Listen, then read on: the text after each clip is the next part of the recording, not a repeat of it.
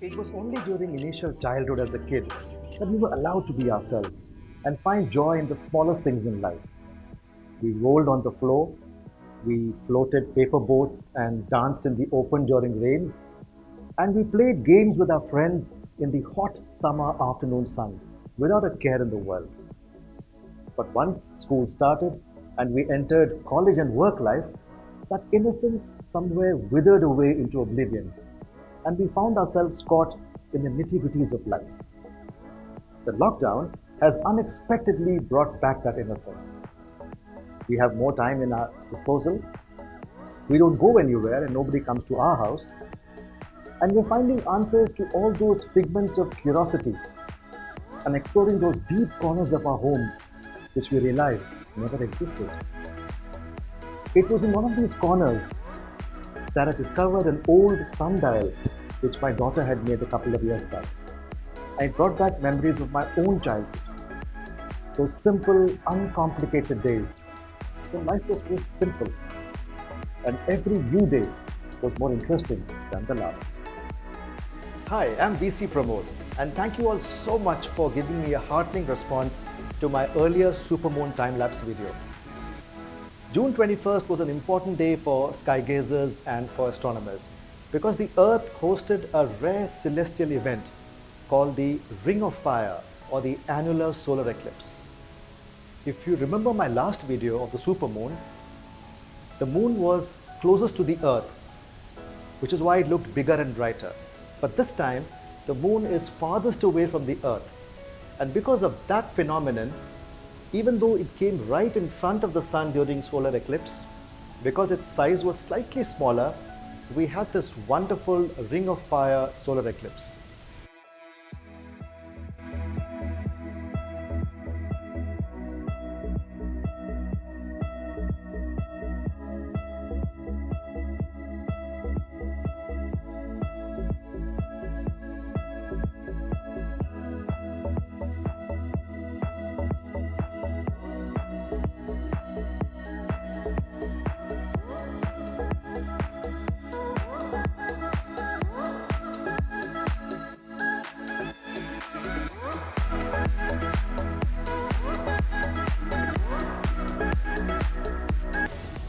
June 21st was also the longest day of the year in the northern hemisphere.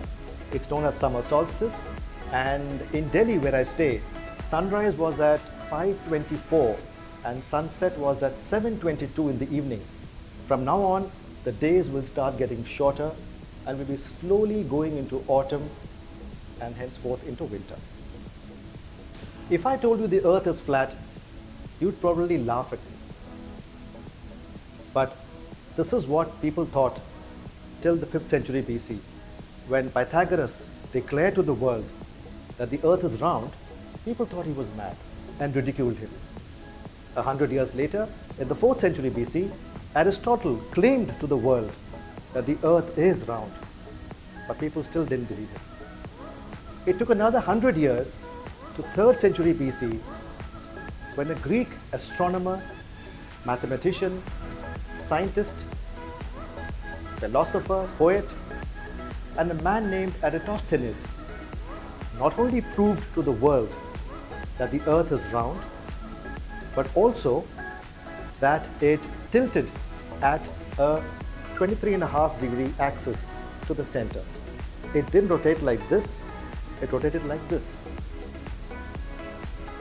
He also, just using sticks, shadows, reflections, calculated the circumference of the earth to be 40,000 kilometers. I'll tell you how he did it.